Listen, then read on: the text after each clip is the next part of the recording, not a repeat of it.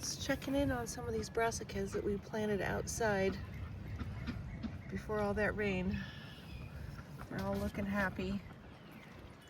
That one's cauliflower right there. Some girl needs to get in here and weed. The dark red Norland potatoes that we planted are now all popping up. We're supposed to get below freezing tonight, so I'm going to cover these up again. Second bed of dark red Norlands with a surprise leek in the center. Coming up good. We'll cover these too.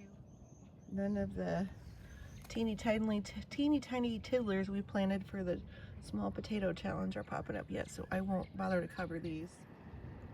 When I cover these beds for the cold, I'll put something like a crate or a pot on top and then put my cover over to make a nice air pocket. Here we go. Little mini greenhouse now on these potato girls.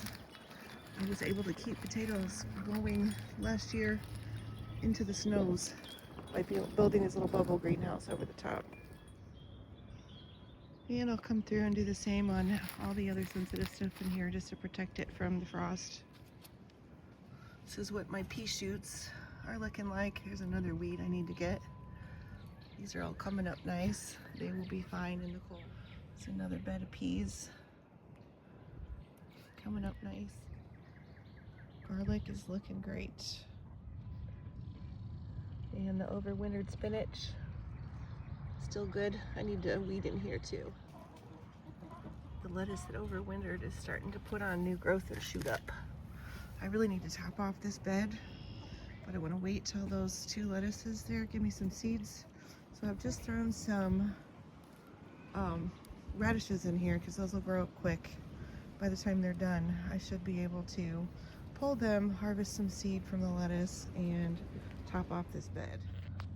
Not sure, but that looks like a mullein coming up in the bed over here. I might try and see what happens as this grows instead of pulling it right away, because it might be a mullein, and we do save those and dry them for tea.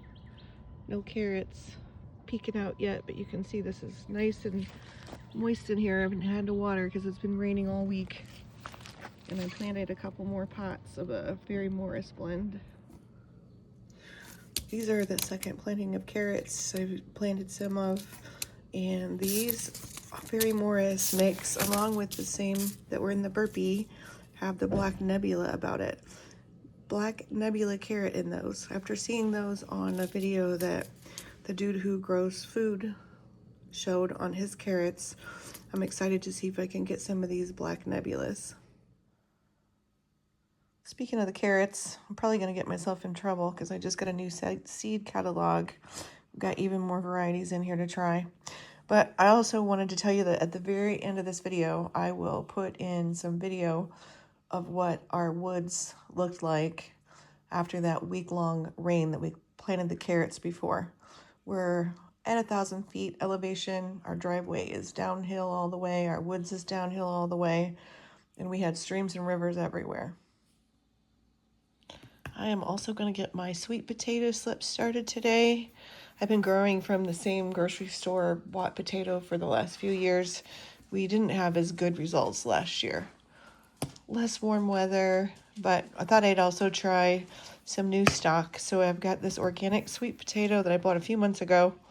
Already we got 6 little slips growing on there before I've even rooted it. But how I grow these is I put them in a Tupperware container or a seed tray and get the soil moist and just nestle your potato in the soil.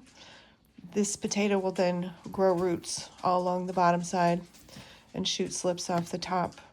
And you don't have to worry about it rotting like you do with the toothpick method. As the slips get to be 4 or 5 inches long with some nice leaves on them, then we'll snap them off and pot them up separately. I've got to start inside because I don't have a long enough growing season or heat to start these outside. I am also going to come through on these indoor seedlings today and separate out some of these tomatoes and peppers. We got 2 asparagus plants popping up now. That's what the toothache plant is looking like. And have a big Jim chili starting finally. bringing the tray inside that had the few leftover spare plants of brassicas, have it sitting by the window for the next couple of days because I had gone into the empty spots and tossed some flower seeds in there, and I don't want those to get too cold, so they are going to spend the night inside. Ignore my dirty dishes. Filling my seed trays inside this plastic tote so I don't lose any soil or make a mess. Thanks, Country Kirby. Some of these tomatoes I'm growing are for Country Kirby's largest tomato grow challenge. Go check that out on his channel. Okay, got all these little tomatoes spread out to give them a little more room. Separated. They're looking a little droopy right now because they've just changed houses, but this will give them a little bit more room to grow. Look at these right here. These are the Tidy Treats from Johnny's Seeds. These are the nicest little sturdy plants. Anyways, they'll perk up in a minute. They're looking kind of sad now. Thanks for watching. Please subscribe. That isn't a stream down there. That's just all the rain running downhill.